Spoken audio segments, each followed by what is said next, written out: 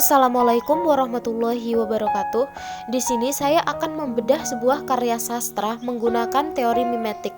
Sebelumnya, kita harus paham dulu apa itu teori mimetik. Menurut Abrams di dalam buku Siswanto tahun 2008 halaman 188, pendekatan mimetik adalah pendekatan kajian sastra yang menitik beratkan kajiannya terhadap hubungan karya sastra dengan kenyataan di luar karya sastra. Atau pendekatan ini memandang karya sastra sebagai imitasi dari realitas. Jadi yang perlu kita garis bawahi adalah kata imitasi. Yang namanya imitasi ini artinya hanyalah tiruan. Tiruan tidak akan sama persis dengan aslinya. Oleh karena itu, saya menyimpulkan teori mimetik merupakan teori yang menunjukkan perbedaan antara karya sastra dengan kenyataan yang terjadi yang berhubungan dengan karya sastra tersebut. Karena karya sastra yang saya ambil adalah sebuah film, maka poinnya di sini adalah membandingkan antara kejadian nyata dan juga kejadian yang ada di film tersebut. Film yang akan saya ambil adalah sebuah film yang berjudul Untuk Angeline. Untuk Angeline merupakan film insiden tragedi Indonesia tahun 2016 yang dirilis pada hari Rabu 20 Juli tahun 2016 yang lalu dan disutradarai oleh Jito Banyu. Film ini diangkat dari kisah nyata pembunuhan Angeline. Ini adalah ringkasan film Untuk Angeline. Jika teman-teman ingin tahu, boleh di pause dulu karena di sini saya tidak akan membahas tentang ringkasan filmnya. Langsung saja, berikut adalah tokoh-tokoh dari film Untuk Angeline ini. Yang pertama ialah Naomi Ivo berperan sebagai Angeline, Kinar Yosih sebagai Samidah, ibu kandungnya Angeline, kemudian Rowenda Umboh sebagai Terry. Di sini dia sebagai ibu angkatnya Angeline. Kemudian Hans de Kraker, dia sebagai John, yaitu ayah angkatnya Angeline. Oke, langsung saja kita akan membedah film Untuk Angeline ini menggunakan teori mimetik. Sedikit ku jelaskan tentangku dan kamu agar seisi dunia tahu.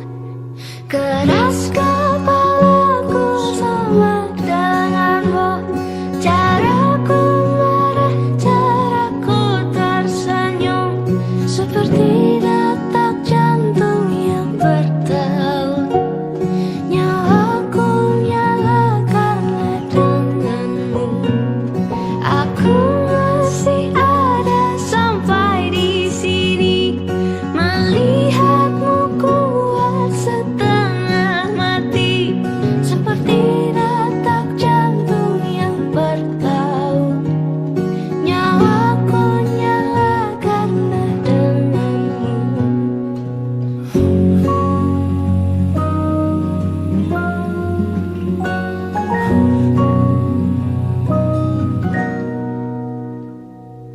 Pun aku masih tak mengerti banyak hal.